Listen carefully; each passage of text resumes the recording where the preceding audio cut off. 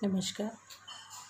मैं मनीषा जॉन आज फिर ख्याति विषय को लेकर आपके सामने उपस्थित हूँ। बच्चों, उस दिन हमने पढ़ा था ख्याति का अर्थ, ख्याति की परिभाषाएं, उसके लक्षण और विशेषताओं के बारे में, और ख्याति के प्रकार जो कि 3 प्रकार की होती है: कुत्ते के स्वभाव वाली ख्याति, बिल्ली के स्वभाव वाली ख्याति और चूहे के स्वभाव वाली ख्याति। आज हम पढ़ेंगे ख्याति के मूल्यांकन की आवश्यकता। प्रश्न ये उठता है कि ख्याति का मूल्यांकन क्यों किया जाता है, आवश्यकता क्या होती है। तो ख्याति का मूल्यांकन इसलिए किया जाता है कि जब कभी साझेदारी व्यवसाय में लाभ विभाजन में परिवर्तन होता है, चाहे वो किसी भी कारण से हो, तो सबसे मुख्य कारण है कि लाभ विभाजन में परिवर्तन होगा तो ख्याति के मूल्यांकन की आवश्यकता होगी। जैसे कि इसका सबसे पहला कारण है कि नए साझेदार के प्रवेश पर। जब कभी साझेदारी व्यवसाय में कोई नया साझेदार प्रवेश करता है तो ख्याति के मूल्यांकन की आवश्यकता महसूस होती है। क्यों? क्योंकि साझेदार जो नया आ रहा है फर्म में, वो अपने साथ ख्याति लेके आता है और फर्म में पहले से ही ख्याति विद्यमान होती है। तो ऐसी स्थिति में उस नए साझेदार के आने के पूर्व ख्याति की जो स्थिति है, इसलिए ख्याति का मूल्यांकन करने की आवश्यकता होती है, ताकि ये जान पाएँ कि उस नए साझेदार के आने के बाद ख्याति में कितनी वृद्धि हुई, कितनी बढ़ोतरी हुई। तो ये पहली आवश्यकता ये है कि जब किसी साझेदार का साझेदारी में प्रवेश होता है तो ख्याति के मूल्यांकन की आवश्यकता होती है। दूसरा है किसी साझेदार के अवकाश ग्रहण या मृत्यु पर। जब भी साझेदारी व्यवसाय में कोई साझेदार अवकाश ग्रहण करता है, अवकाश ग्रहण से तात्पर्य किसी भी वजह से वो फर्म से अलग होना चाहता है, चाहे अस्वस्थता के कारण हो, चाहे बीमारी के कारण हो, चाहे अन्य किसी कारण से, चाहे वो आगे नियमित रूप से अपने कार्य को नहीं करना चाहता है, जो भी वजह हो, यदि वो साझेदारी से अलग होता है, अवकाश ग्रहण करता है या किसी साझेदार की मृत्यु हो जाती है, तो ऐसी स्थिति में ख्याति के मूल्यांकन की आवश्यकता होती है। तो ये था दूसरा कारण कि ख्याति के मूल्यांकन की आवश्यकता क्यों होती है। तीसरा कारण है कि लाभ विभाजन के अनुपात में अगर कोई परिवर्तन होता है तब ख्याति के मूल्यांकन की आवश्यकता होती है। लाभ विभाजन के अनुपात में परिवर्तन से तात्पर्य ये है कि जब विद्यमान साझेदार आपस में जिस अनुपात में लाभ हानि का वितरण कर रहे हैं, उस अनुपात को अगर बदलना चाहते हैं, परिवर्तित करना चाहते हैं, तो ख्याति के मूल्यांकन की आवश्यकता होती है। अगला हम देखेंगे साझेदारी व्यवसाय की बिक्री पर। यदि साझेदारी फर्म की बिक्री होने वाली है या उसको किसी अन्य लोगों को बेचना है, या जो भी कारण है कि वो साझेदारी को अपने पास रखना नहीं चाहते, उसको बेचना चाहते हैं, तो ऐसी स्थिति में ख्याति के मूल्यांकन की आवश्यकता होती है। क्योंकि ख्याति एक संपत्ति है, जिस तरह अन्य संपत्तियों का मूल्यांकन किया जाता है, उसी तरह ख्याति का मूल्यांकन भी किया जाता है। अगला जो बिंदु हम देखते हैं, साझेदारी फर्म को जब कंपनी के रूप में परिवर्तित किया जाता है तब, यानी जब साझेदारी व्यवसाय अपना बड़ा रूप ले लेता है, कंपनी का रूप ले लेता है, अधिक से अधिक लोग उसमें शामिल हो जाते हैं, तो ऐसी स्थिति में ख्याति के मूल्यांकन की आवश्यकता होती है। और अंत में हम देखेंगे कि जब साझेदारी फर्मों का एकीकरण किया जाता है, यानी कि कई फर्में मिलके एक साथ काम करने का जो निश्चय करती हैं, एक साथ मिल जाती हैं, तो ऐसी स्थिति में ख्याति का मूल्यांकन की आवश्यकता होती है। तो ये थे बच्चों कुछ बिंदु कि ख्याति के मूल्यांकन की आवश्यकता क्यों होती है। किसी साझेदार के प्रवेश पर, किसी साझेदार के अवकाश ग्रहण या मृत्यु पर, किसी लाभ विभाजन के अनुपात में परिवर्तन करने पर, किसी साझेदारी फर्म को जब कंपनी के रूप में परिवर्तित किया जाता है तब, और साझेदारी फर्मों के एकीकरण पर। तो ये तो थी ख्याति के मूल्यांकन की आवश्यकता के प्रमुख बिंदु। अब हम पढ़ेंगे ख्याति को प्रभावित करने वाले तत्व। ख्याति को ऐसे कौन कौन से तत्व हैं जो ख्याति को प्रभावित करते हैं। तो सबसे पहला इसमें जो पॉइंट है वो है व्यवसाय की प्रकृति।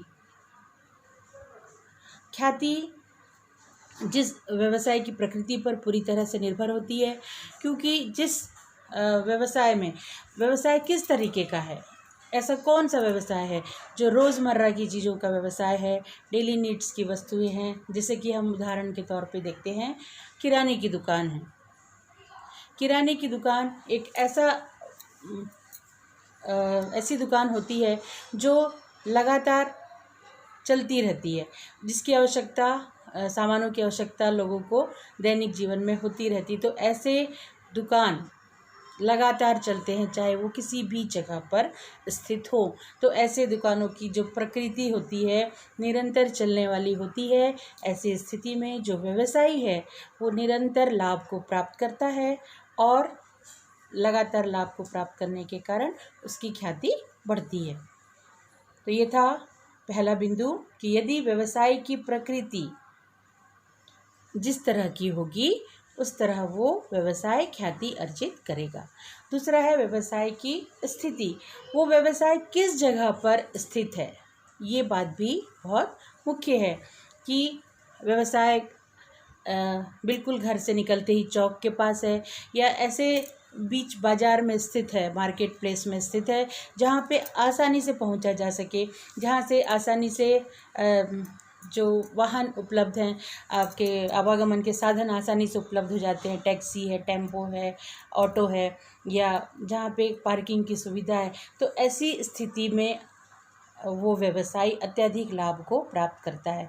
तो व्यवसाय की जो स्थिति होती है वो भी निर्भर करती है ख्याति के अर्जन में। अगर व्यवसाय ऐसे जगह पे स्थित है जहाँ वो सर्वसुलभ हो लोगों के लिए, आसानी से जहाँ पर पहुँचा जा सके, और जो स्थान अच्छा हो, उचित हो सबों के लिए, तो ऐसी स्थिति में जो व्यापार स्थित होता है वो वहाँ का व्यवसाय अत्यधिक लाभ को अर्जित करता है, और लाभ अधिक अर्जित करने के कारण वो उसकी ख्याति बढ़ती है। इस तरह से ख्याति को प्रभावित करने वाला ये तत्व है व्यवसाय की स्थिति। तीसरे बिंदु पे हम आते हैं, उचित माल और दाम।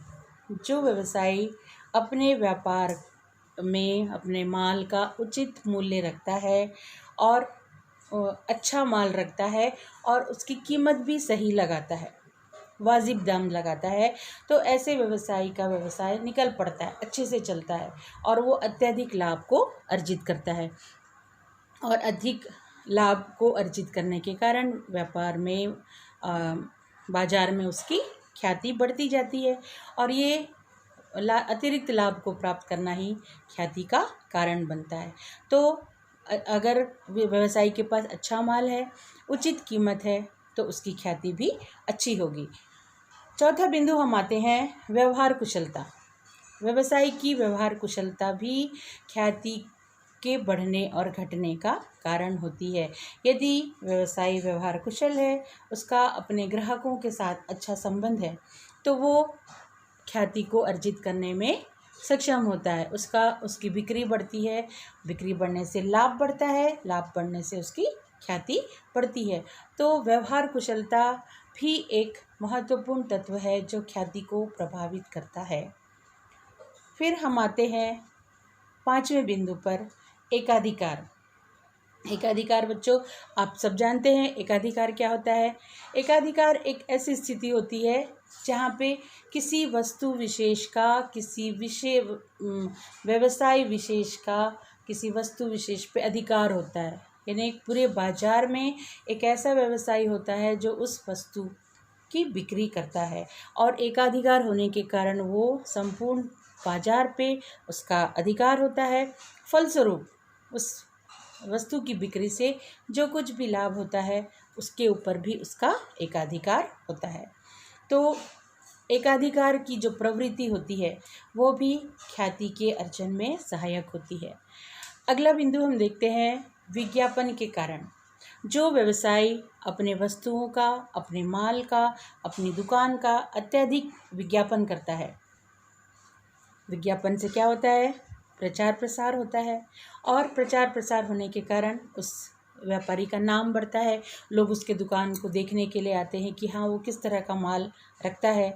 तो उसको विज्ञापन के कारण अतिरिक्त लाभ की प्राप्ति होती है, अतिरिक्त बिक्री होती है।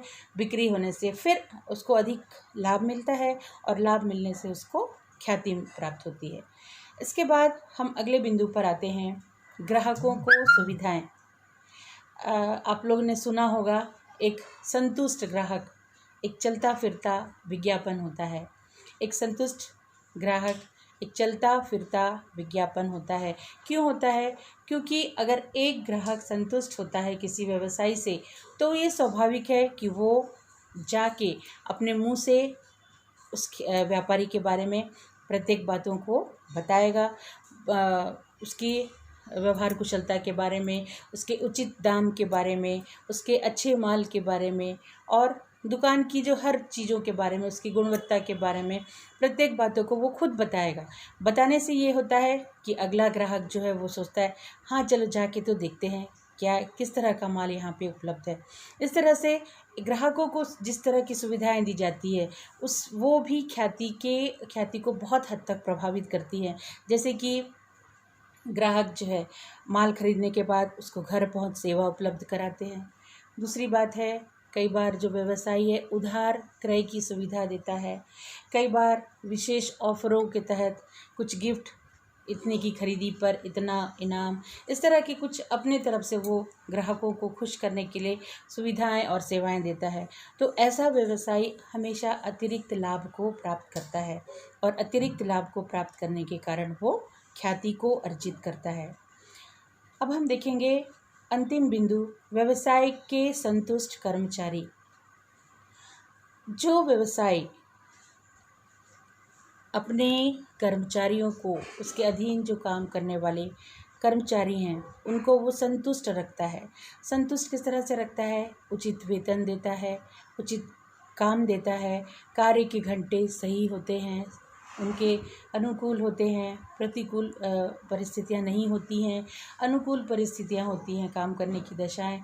तो ऐसा व्यवसायी हमेशा अतिरिक्त लाभ को प्राप्त करता है।